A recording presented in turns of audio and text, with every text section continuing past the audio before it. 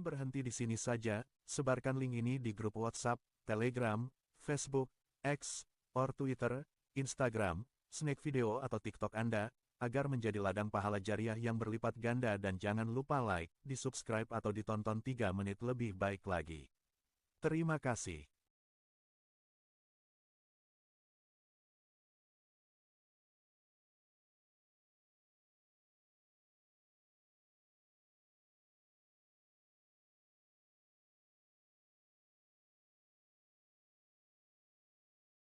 Fatihah Muhammadin sallallahu alaihi wasallam wa sahbihi wa azwajihi wa dzurriyyati ahli baiti. Bismillahirrahmanirrahim khususan al-mu'allifat al-kitab asy-syekh. Bismillahirrahmanirrahim walidina walidikum wa muwadina wa muwadikum wa syekhina wa syekhikum kafatal muslimina jum'ain syai'unillahi lahum. Al-Fatihah. Billahi minasyaitonir rajim. Bismillahirrahmanirrahim. Alhamdulillahi rabbil alamin arrahmanir rahim maliki yaumiddin. Iyyaka na'budu wa iyyaka nasta'in. Ihdinas siratal mustaqim. Shiratal ladzina an'amta 'alaihim ghairil maghdubi 'alaihim waladdallin. Amin.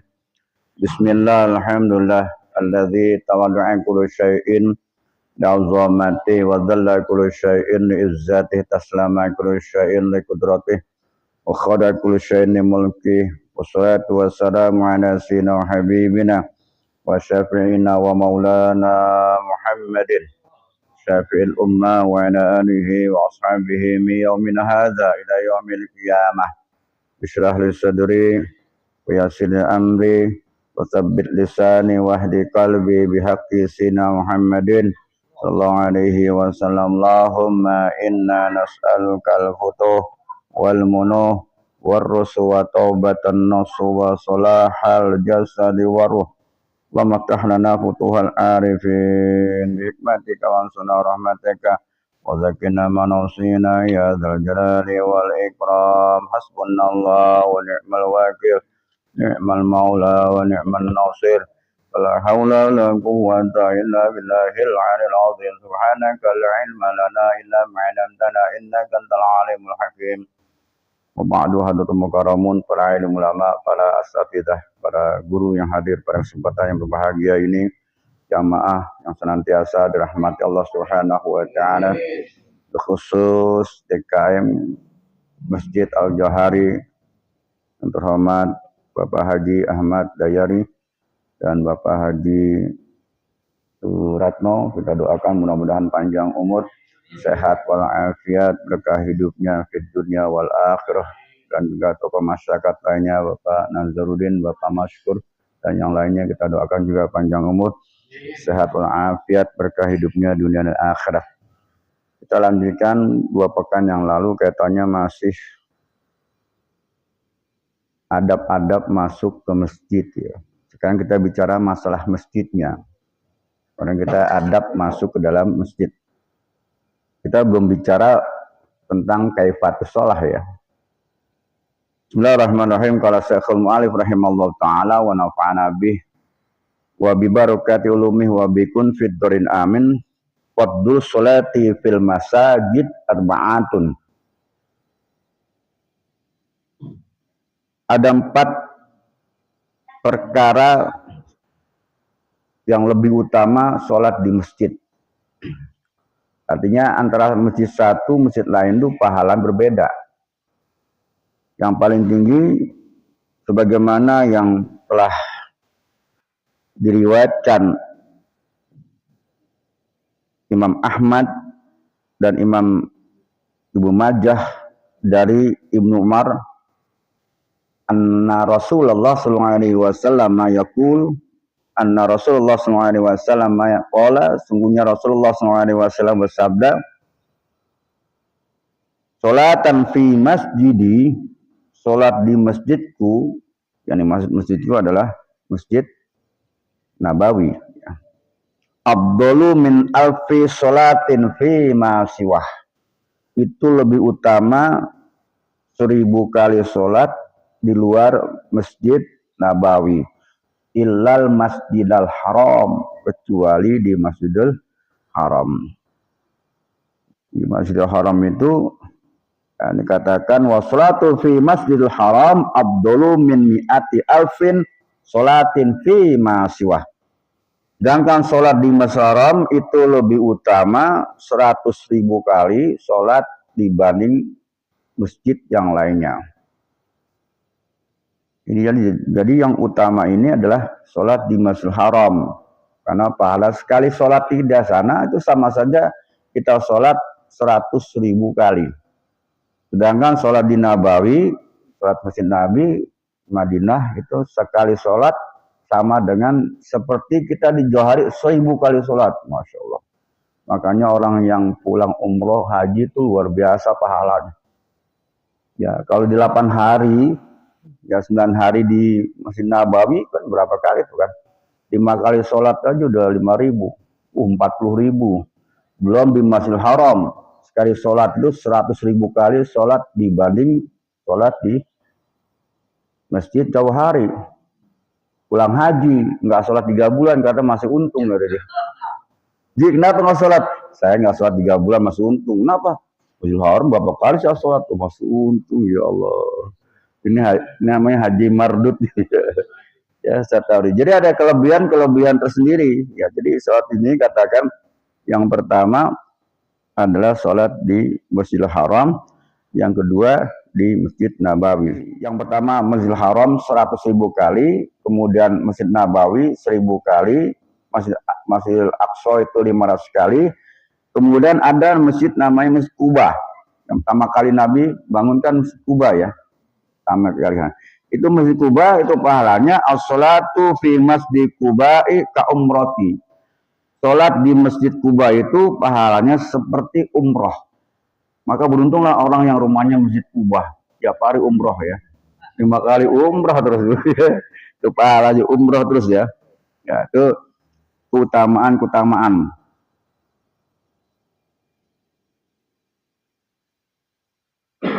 Di dalam riwayat dan katakan man tatahhara fi baiti, barang siapa orang yang mensucikan di rumahku, dan rumahku maksudnya dia berwudu dan sebagainya, kemudian sholat suma'ata dari rumah ya. Jadi dari rumahnya dibersih, berwudunya di rumah. Memang kita sunnahnya wudunya di rumah, kecuali darurat ya. Supaya masjid airnya agak iritan gitu. Sunnahnya di rumah, karena kalau dalam keadaan wudu kan kita dalam keadaan suci. Man tatahhara fi baiti, barang siapa yang bersuci dari rumahnya, suma'ata masjidah, kemudian datang ke masjid Quba, Masjid Quba khusus ini ya.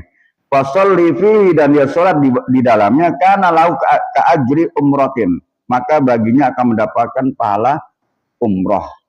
Ini riwayat yang kedua, jadi redaksinya akan itu berbeda dari tadi yang N-nya. Wa fi riwayatin ukhra, di dalam riwayat lain juga katakan karena Rasulullah SAW yakti Masjid Quba, adalah Rasulullah SAW itu datang ke Masjid Quba kulla baitin, dari rumahnya, kulla sabetin, pada tiap hari Sabtu, masyian dalam keadaan berjalan, warokiban kadangkala dalam keadaan berkendaraan. Maksudnya dengan onta ya, zaman dulu ya, bukan dengan alpat, apa enak. Wasalli fihi, kemudian Nabi sholat di dalamnya rokaatain. Sholat, maksudnya sini sholat 2 rakaat ya di dalam Haram. Ini salah satu bagian kaitannya dengan, oleh itu hadirin jamaah bahagia, itu 4 masjid yang dimuliakan Allah Subhanahu wa taala, yang berbeda dengan masjid di luar daripada itu. Jadi masjid di luar daripada itu kayak Jauhari, ini kalau kita berjamaah saja ya, dapatnya seperti kalau sholat maghrib, isya, subuh yang zahar itu seperti kita sholat 27 kali sholat. Maksud derajat itu kan artinya pangkat ketinggian. Jadi tadi kita maghrib itu sholat sini, itu sama saja kita sholat kalau di rumah itu 27 kali kita ulang. Tapi kan nggak pernah kita sholat di rumah gitu 27 kali, jangan 27 kali, 2 kali bisa. Makanya beruntung orang-orang yang tadi sholat berjamaah. Udah sholat berjamaah, menunggu lagi sholat isya lagi. Ya Allah, pahalanya luar biasa Pak. Jadi ada satu bagian yang dapat menghapuskan dosa.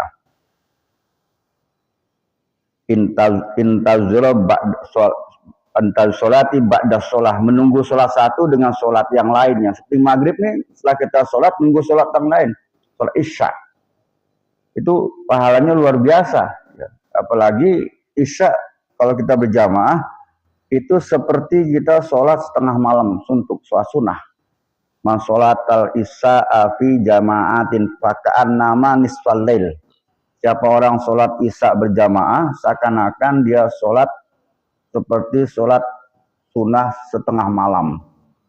Jadi kalau kita bicara malam, itu malam dibagi ya, dari awal malam, tengah malam, dan ujung malam. Jadi kalau dibuat awal malam, maghrib udah masuk malam. Jadi ketika ila ghurbi syamsi, terbenam matahari itu masuk malam. Jadi ada orang misalnya habis isya tidur sebentar aja, lahzotan ini bisa 10 menit. Kalau bahasa kita nih tidur ayam gitu kan, gitu bangun. Ayam kan gitu, bangun 5 menit lah gitu kan. Habis sholat isya, sholat tahajud boleh, ya waktu sebentar. Jam berapa? Jam 9 boleh, awal malam. Jadi awal malam itu batasnya jam 12. Kalau pertengahan malam jam 12 sampai jam 2 itu kan. Ya. Tapi kalau sholat tahajud kan tidur dulu walaupun sinyal tadi ya. Tapi kok nggak tidur langsung nonton bola ya nggak bisa deh. Nah, ujung malam itu jam 2 sampai dengan jam 4. Jadi kalau jam 4 itu luar biasa. Jadi kalau subuh lagi pahalanya lebih besar lagi ya. Man sholata subha fi jama'atin faka'an nama laila kullah. Siapa orang sholat subuh berjamaah, maka seakan-akan pahalanya satu malam penuh.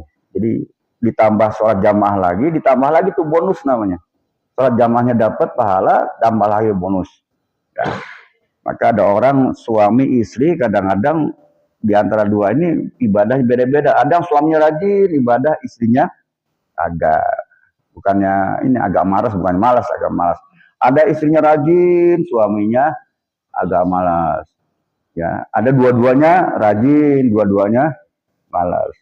Ada satu ketika istrinya rajin itu, pengen sholat bareng suami sholat malam. Dulu waktu janji akad nikah jauh saya akan jadi imam kamu. Iya biasa. Ya kalau kita ngerayu kan gitu ya, menjadi imam kamu. Kita diajak sholat malam, alasnya pulang malam mulu. Bang, ntar sholat malam ya.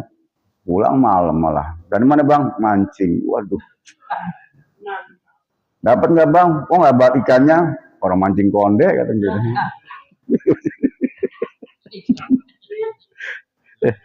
Maaf lagi disotin. Bahasa gitu kan. Akhirnya bininya nggak kasihan, doa terus kan. Yang bisa ngerubah hati orang kan Allah. Orang bisa ibadah, dapat taufik itu Allah. Kita nggak punya kemampuan, la haula wala quwata illa billah. La haula anil maksiati illa bismatika. Nggak ada daya untuk kita menghindarkan berbagai macam maksiat kecuali Allah memelihara kita. Wala quwata ala taatika illa bitaufikika. Tidak ada kekuatan untuk bisa kita ibadah kecuali dengan taufik. Ya bininya minta kepada Allah, mudah-mudahan suami saya diberikan taufik hidayah. Padahal namanya taufik hidayah masih minta juga. Ya Allah. Kemudian pas mungkin tiap hari tuh ya, nggak bosan-bosan tuh ya. Tiba-tiba suaminya bilang, "Mah, ntar jam 2 bangunin." Gembiranya luar biasa tuh. Alhamdulillah ada matinya suami saya sudah sadar nih gitu kan. Jam 2 minta bangunin, istrinya nggak tidur lagi, takut tiduran. Udah setengah 2, gelari sejadah, minyak wangi, tasbih. Bang, jam 2 bang, silakan wudhu. Dia cari remote malahan. Mau ngapain bang? Nonton bola, MU. Ya Allah, ya salam. Ya kita kembali, ini satu kesempatan buat kita. Jadi investasi pahala, karena umat Nabi ini umurnya pendek, boleh jadi umur 60 tahun, tapi sahifah ini catatannya seperti orang yang 600 tahun umurnya. Kenapa? Mudha'afah tadi kelipatan. Jadi hanya diberikan kepada umat Nabi Shallallahu Alaihi Wasallam. Di umat-umat yang lainnya nggak diberikan. Arti mudha'afah ini kelipatan, seperti kita sholat ini namanya mudha'afah. Kelipatan. Nabi memberikan rangsangan seperti kita hadir di Masjid Salim nih. Ini kan luar biasa pahalanya. Kalau kita lihat hadisnya Pak, nih kadang-kadang orang nggak percaya, apa percaya masa duduk 1 jam aja gitu, dapat pahalanya banyak sih, enak amat gitu. Ya kalau nggak percaya nggak apa-apa, ini hadis Nabi gitu. Enak bener dong duduk sambil ngantuk lah gitu, dapat pahala, ya dapat gitu. Dapat pahala walaupun sambil ngantuk. Malaikat mau bilang, ini datang, gue nggak catat, dia datang, gue mau catat dia ngantuk lagi. Tapi malaikat nggak pernah bingung, dicatat malaikat itu. Ya. Hadisnya jelas, hudurul masjidah, ya, hudurul majlisa al alim, itunya kalimat alim. Ya. Hadir di majlis orang-orang yang berilmu, abdullu min sholatin alfi rokaatin, itu lebih utama daripada sholat 1000 rakaat, sholat sunnah. Bukan sholat sunnah saja, ditambah lagi, ya, wa ayadi alfi maridin, dan lebih utama lagi seperti dia menengok orang dalam keadaan sakit, besuk gitu. Ya, wa syuhudin alfi janazatin, dan lebih utama lagi menyaksikan jenazah, ngantar jenazah, itu berarti 1000 kali, itu pahala luar biasa. Itu nanti kita, Allah akan buka kalau kita mau meninggal biasa. Di Syaban mau meninggal, dibuka file kehidupan di masa lalu, ternyata luar biasa. Ya, kita balik. Nah, ini salah satu tempat-tempat masjid yang memang Allah utamakan. Makanya kita bicara orang-orang yang haji umroh, walaupun keluar uang banyak, itu nggak apa-apa, nggak masalah, karena kita jaraknya jauh, bukan di Mekah. Tapi kita mengejar akhirat dengan pahala yang berlimpah ruah. Sementara demikian, akhir dari adab ke masjid, masuk masjid sampai dengan masjid yang paling utama, nanti kita masuk kepada kaifatus sholah. Kaifatus sholah artinya tata cara sholat. Sebelum dilanjut, mungkin ada yang mau ditanyakan sekitar materi ini ataupun yang lainnya. Silakan. Waalaikumsalam warahmatullahi wabarakatuh.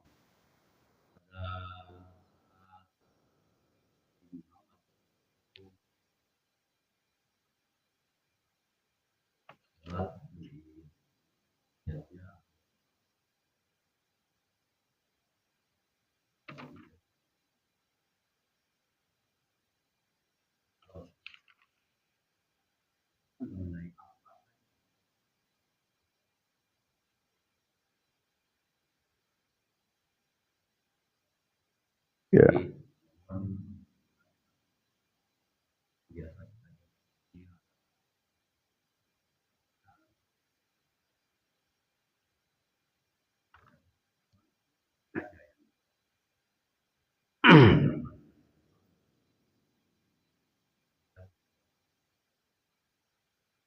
Waalaikumsalam warahmatullahi wabarakatuh.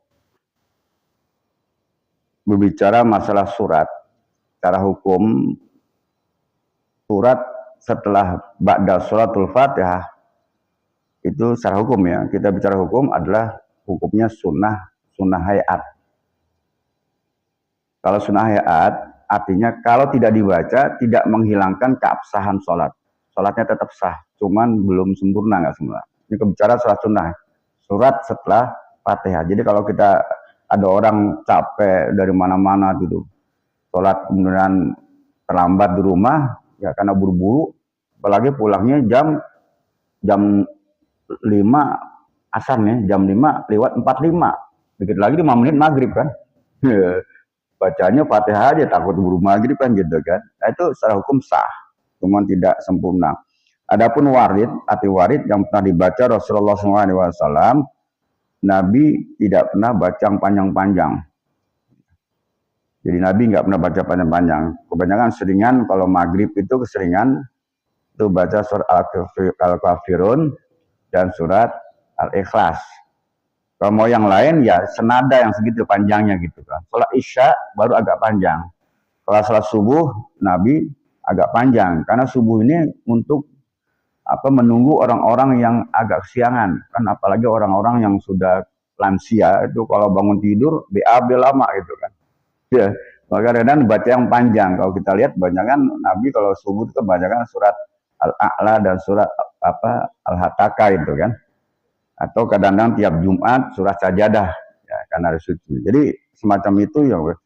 Jadi kata Nabi kalau sholat jamaah itu jangan panjang-panjang kecuali sholat sunnah. Kalau sunnah sendiri nggak apa-apa. Tapi kalau di Masjid wah Masjid sholat tarawihnya panjang karena itu ribuan orang nunggu gitu kan. Supaya mereka yang baru wudhu-wudhunya aja jauh kan. Ya itu kan kita lihat kondisional berarti. Jadi kalau kita terapkan di sini sholat tarawihnya bacanya setengah juz, mungkin besok nggak ada yang sholat lagi. Banyak kan gitu kan. Kecuali sholat malam biasa. Jadi warid Nabi, kalau warid itu kebiasaan yang sudah biasa, tidak begitu baku, tapi keseringan. Nabi baca surat pendek-pendek, apalagi pernah suatu ketika ada anak kecil nangis, Nabi buru-buru itu. Bukan buru, maksudnya apa? Cari surat-surat yang pendek. Mungkin begitu Pak ya.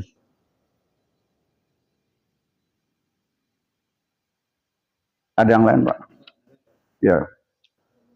Waalaikumsalam warahmatullahi wabarakatuh. Kalau di Masjidil Haram itu, dari katakan masjid itu apakah tanah haram yang di masjid ya Jakarta? Kalau kita masuk ke sana itu ke terasnya kadang-kadang udah penuh. Kadang-kadang kan kita di mall-mall itu kan ada masjid-masjid terasnya dipakai. Ya. Bahkan kalau haji itu kan udah 2 kilo dari Masjidil Haram itu jalan-jalan dipakai sholat gitu.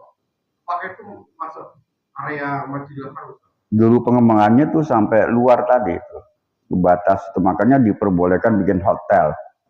Jadi kalau benar hotel udah nggak masuk situ Masjidil Haram. Jadi areal situ saja dekat masjid sekian derajat radius sekian meter itu batas Masjidil Haram. Kemungkinan sekarang itu batasnya batas hotel itu. Jadi hotel sebenarnya udah nggak masuk gitu. Makanya kalau sholat di hotel rugi. Batas dia kalau masuk di luar tuh di bunker-bunker tuh itu masih termasuk Masjidil Haram itu kan. Karena memang situasinya begitu. Mungkin nanti ke depannya yang tengah itu dibongkar lagi biar kelihatan itu. Jadi kalau di hotel itu nggak bisa, nggak masuk ke Masjidil Haram. Ada batas radius berapa kilo lah gitu baru itu. Ada yang lain? Kita bicara kaifatus sholat, tata sholat. Kalau kita dalam fikih yang sebut sholat itu as-sholatu fil lugati, sholat secara bahasa adalah ad-du'a, yaitu doa, karena isinya banyak kan doa-doa. Wa fi istilah atau wa fi syar'i, secara syara, secara hukum atau secara bahasa kita ini terminologi atau definisi adalah af'alun wa aqwalun muftahatun bitakbir wa muhtamatum bitaslim bisyara'id,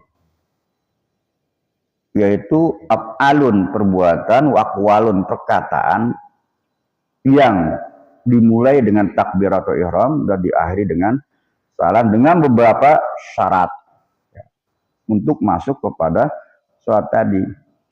Maka ada istilah syarat sholat, ya, arti syarat sahnya sholat, syarat wajibnya sholat. Kalau syarat sholat dan syarat wajib sholat itu belum melakukan perbuatan tadi, belum melakukan sholat. Tapi kalau sudah rukun sholat itu ada dalam perbuatan tadi. Kalau kita bicara rukun sholat berarti ada di dalam sholat tadi. Ketika bicara rukun haji ada dalam haji. Tapi di luar itu syarat sholat ataupun syarat sahnya sholat itu di luar daripada sholat. Ini biasa kita dengar dalam fikih. Wa syaraitu wujubis sholati salah satu asya'a.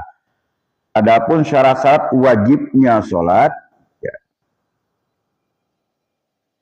itu ada 3 perkara. Jadi syaratnya, maksudnya syarat dan wajiban.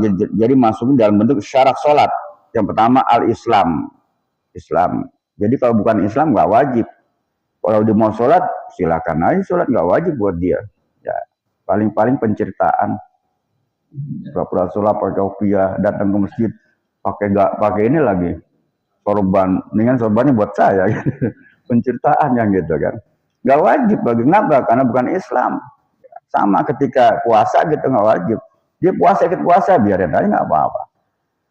Yang kedua wal bulug, dewasa balik. Jadi kalau anak kecil nggak wajib, tapi tarbiyah pendidikan dari umur 7 tahun diajarkan sampai 10 tahun. Ya, diajarkan untuk sholat dilatih. Kalau 10 tahun nggak bisa karena batas balik itu biasanya hampir rata-rata 10 tahun. Kata Nabi, fabribu, pukul. Cuman bapaknya salah baca nih, pukul anak gak sholat dipukul aja gitu kan. Padahal fabribu maknanya fabribu bil kalam.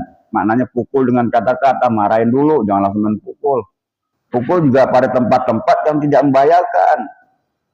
Belakang, pantat gitu. Ini main pukul-pukul aja kenapa? Hadis Nabi suruh pukul anaknya. Itu KDRT namanya itu kan. Jadi balik ya. Kenapa? Masih dalam pengawasan daripada orang tua. Kalau sudah balik, dia punya hak, punya hukum. Dia nggak sholat, dosa sendiri gitu kan. Kemudian wal aklu yang berakal. Jadi kalau nggak berakal nggak wajib. Maka kalau orang nggak sholat berarti dia tidak akal. Saya nggak bilang bilang ya, cuman nggak berakal gitu. Ya.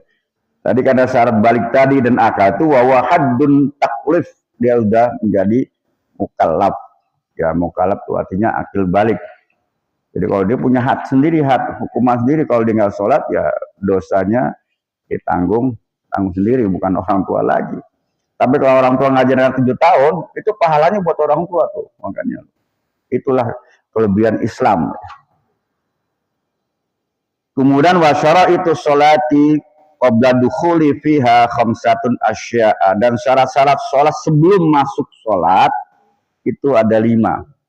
Ini masuk ke dalam apa bahasanya ini di dalam wajibnya sholat. Di antaranya adalah taharatul a'dha'i minal hadasi, yaitu bersih daripada anggota badan kita daripada hadas, baik hadas besar maupun hadas kecil. Yang dimaksud sini adalah berwudu. Ya. Jadi la yaqbalullahu sholatan bi ghairil wudu, maksudnya bi ghairi tuhurin. Allah tidak akan menerima sholat seorang hamba tanpa dengan bersih. Maksud ini adalah tanpa dengan berwudu. Wan najasi, kemudian ada najis, ya, artinya bersih daripada najis. Wasatul aurah, dan tertutup daripada aurat. Maka dengan demikian bilibasin tahirin, maka dengan pakaian yang suci. Jadi pakaian-pakaian bagus itu di dalam Al-Quran itu harusnya bawanya ke masjid ya. Jadi pakaian bagusnya masih pakaian buat sholat gitu kan. Ya pakai jas nggak apa-apa, jangan kondangan doang pakai jas. Ya. Dalam Quran jelaskan kan, khuzu zinatakum inda kulli masjid. Maka hendaknya kalian ambil tuh perhiasan kamu, pakaian kamu itu ketika setiap masjid jadi pakaiannya. Paling tidak pakaian yang bersih tadi. Walaupun nggak baru tapi bersih.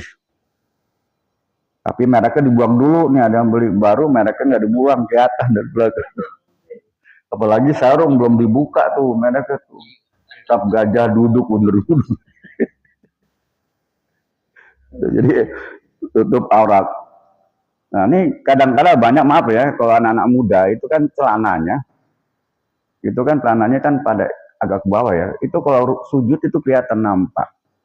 Ya, kalau di bawah aurat itu aurat nggak masalah, tapi kalau di atas aurat, tapi kalau di bawah aurat kelihatan tuh, apalagi yang pakai bolong-bolong gitu, itu nggak sah itu kan, karena aurat laki-laki adalah baina surah wa rukbah, yaitu di antara pusar dan dengkul, lutut gitu.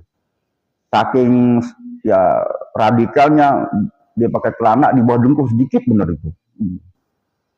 secara hukum fikih sah gitu kan. Ada kan, bukan jamaah sini, Bu, di sana tuh. Pakai celana sakingnya potong tinggi bener tuh. Kayak tanya komprang gitu, kayak lebih tinggi lagi, pokoknya di bawah dengkul lah gitu. Itu secara hukum fikih memang sah. Tapi yang ya kita di dalam ilmu tasawuf nggak begitu. Tasawuf kita harus bersih tadi, walaupun itu secara hukum sah, satur aurat, ya pakai kaos gitu kan. Kaosnya kaos partai lagi gitu. Hukum sah, kenapa? Tutup aurat. Atau pakai celana sampai sini juga nggak pakai baju ya sah. Kalau kita bicara hukum, pakai celana di sini nih, celana si itu tuh siapa, Jojon gitu kan, nggak pakai baju, hukum sah. Mau ke masjid silakan kalau nggak malu.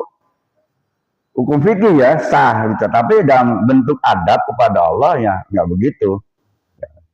Jadi kembali ini satu aurah. Kemudian wal wuqufu ala makanin tahirin, dan dia berdiri di atas tempat yang bersih, suci. Jadi kalau bersih ini batasnya apa? Batas kita tempat sujud. Zaman dulu kan kadang-kadang ya sholat di, maksudnya di sawah gitu ya. Sebenarnya najis nggak apa-apa, yang penting tempat sholat dia gitu. Ya, tempat sholat dia sujud itu bersih, suci itu nggak apa-apa. Ini kaitannya dengan syarat tempat apa wajibnya daripada. Kemudian wal ilmu bidukhulil waktu, itu berapa nggak dihitung ya. Pertama bersih dari dua hadas, satu, kedua bersih dari najis, ketiga menutup aurat, keempat berdirinya dalam keadaan tempat yang bersih. Yang kelima wal ilmu bidukhulil waktu, dan mengetahui masuknya waktu. Jadi kan ada waktu tadi. Nah kalau sebelumnya dia paksain juga karena mau pulang kampung buru-buru takut ketinggalan kereta, dia sholat dulu ya. Sekarang misalnya zuhur jam 12.50 ya, 56 11 oh 54 lah, karena dia mau nguber pesawat, dia sholat dari rumah jam 11.40, belum waktunya gitu ya. Nggak begitu, jadi sudah tahu waktunya, kecuali dalam kondisi kita yang tidak tahu waktunya. Zaman dulu kan kalau ini ada keadaan alam ya, apalagi semacam di pedalaman tadi, dia nggak tahu arah kiblat, nggak tahu waktunya, taksiran saja. Jadi kalau taksiran tuh nggak menyalahi. Misalnya contoh, tiba-tiba menurut wah udah ajan nih kelihatannya. Karena zaman dulu kan ajan susah nih, kita bicara tahun 60-an Pak ya. Jangan bicara sini ya, di kampung lah gitu. Dia sholat lagi, ya sholat zuhur misalnya. Tiba-tiba ketika itu ngelihat, masjid baru ajan, boleh i'adah namanya. I'adah itu diulang, karena ada masih waktu. Ya, sama dengan kalau kita nanti ini masuk ke 6 wastiqbalul kiblata, menghadap kiblat. Bukan menghadap Ka'bah, kiblat. Kiblatnya arah, karena kita jauh. Nah, misalnya kita tahu, nggak tahu kalau ini arah kiblat di mana, taksiran aja dah. Kita sholat saja, kita sholat. Pas jalan, ya Allah, tadi saya sholat madhab utara. Ada waktunya masih jam 2, i'adah namanya. I'adah diulang. Kecuali sudah waktunya habis. Nggak apa-apa itu, nggak dosa. Ya, tentunya jam 4, kita ngeliat masjidnya, wah, kiblatnya salah nih.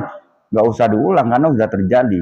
Ya, pada salah, udah jadi nggak apa-apa. Karena ketidaktahuan itu ada rukhsah keringanan kalau memang kita tidak tahu. Makanya kalau pergi jauh ya hendaknya istiadat, persiapan apa, ada kompas gitu biar tahu arah kiblat gitu. Ya, ini salah satu bagian menghadap kiblat. Ya zuzu tarakul kiblati fi halain, atau memang dia meninggalkan nggak sesuai kiblat, ada dua tempat. Dalam keadaan fi syiddatil khauf, atau dalam keadaan khauf, takut. Ya. Dalam keadaan takut tuh kadang-kadang perang atau bagaimana itu kan sholatnya penting sholat ya, madhab mana aja penting sholat gitu kan. Kalau kita bicara semacam ini, itu ilatnya dibolehkan kaitannya dengan fawalli wajhaka syatrul masjidil haram, hadapkanlah kamu wajah kamu ke masjidil haram, kalau yakin semacam itu kalau dalam keadaan takut. Takutnya bisa dalam keadaan perang, bisa dalam keadaan banjir, kebakaran, dan waktunya mau habis. Nah, kita utamakan menghadap Allah. Masalah dunia bisa diganti. Nah, ketika sholat ternyata bukan madhab kiblat, nggak apa-apa. Yang penting taksiran dia ke sana gitu. Ini dibolehkan di dalam ilmu fikih kaitannya. Atau dalam keadaan perjalanan di safari al-rahilah itu boleh, karena kaitannya dalam perjalanan yang penting ketika dia menghadap kiblat tiba-tiba berubah lagi tuh naik kereta. Ya kita ke ferry Pak, kita ferry kan sholat tuh ada tandanya kan sholat ya, Allahu Akbar, tiba-tiba dia berangkat parkir gitu, nggak usah ikut parkir kita. Ini parkir ikut parkir apa parkir ya udah situ aja udah nggak usah itu. Jadi kalau kita nggak tahu dalam keadaan itu dibolehkan kaitannya dengan masalah kiblat. Itu diantaranya apa namanya wajibnya sholat. Jadi ada rukun sholat, wajibnya sholat. Kalau itu dipenuhi, baru masuk kepada rukun sholat. Belum itu tadi belum melaksanakan perbuatan, maka itu dipenuhi. Artinya kalau kita sholat tiba-tiba ya, kita kena hadas atau najasun apa kejatuhan najis ya. Artinya ada najis yang dimaafkan gitu kan. Jadi kalau najis makan misalnya ada nyamuk gitu kan, ya nyamuk nggak apa-apa, darahnya gitu dimaafkan gitu. Artinya nggak perlu kita wudhu lagi. Itu kalau terjadi kejatuhan najis ataupun ada hadas ya harus berwudhu lagi. Ini disebut dengan wajibnya sholat. Jadi ada syarat sholat, ada wajibnya sah wajibnya sholat. Ya. Mungkin demikian Bapak-Bapak bahagia. Memang kalau dalam fikih ini karena laboratoriumnya luas, ini banyak sekali pendapat yang berbeda. Dalam kita muqarnah madzhab ada perbedaan pendapat di kalangan para madhab ya. Kalau ini tidak begitu kentara dalam pelaksanaan ini kalau sudah masuk sholat biasanya baru ada perbedaan pendapat di antara empat madhab. Mudah-mudahan walaupun sedikit ada manfaatnya buat kita untuk menyempurnakan ibadah sholat kita agar sholat kita sempurna dan pahalanya diterima Subhanahu wa ta'ala. Bismillahirrahmanirrahim. Alhamdulillah alamin. Muhammadin wa ala alihi Muhammad. Allahumma alimna ma ja'ina alimna Allahumma nafi'ah sababan lima firatiz dzunubina Allahumma hdina min indik wa qina alaina min fadlik wa ansur alaina rahmatik wa anzil alaina min barakatik wa bisnari bas'afik wa afiatik fid dunya wa dunya wal akhirah rabbana atina fid dunya hasanah wa fil akhirati hasanah wa qina adzabannar. Sallallahu Muhammadin wa ala alihi washabihi ajmain walhamdulillahi rabbil alamin. Subhanaka wa bihamdika asyhadu an la ilaha illa anta astaghfiruka wa atubu ilaik. Assalamualaikum warahmatullahi wabarakatuh.